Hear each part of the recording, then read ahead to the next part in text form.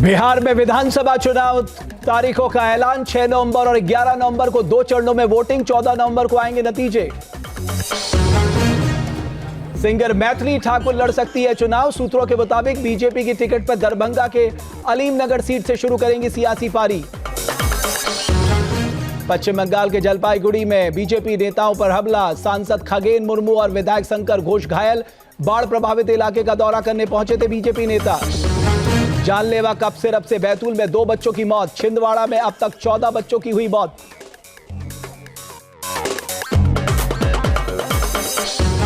पहाड़ों पर बर्फबारी से सुहाना हुआ मौसम। पर्यटकों के चेहरे खिले। जम्मू कश्मीर के गुलमर्ग, सोनभद्र और गुरेज घाटी में भारी बर्फबारी।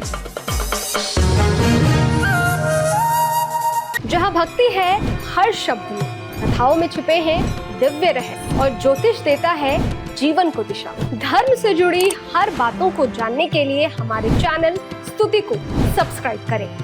चैनल पर जाने के लिए इस लिंक पर क्लिक करें।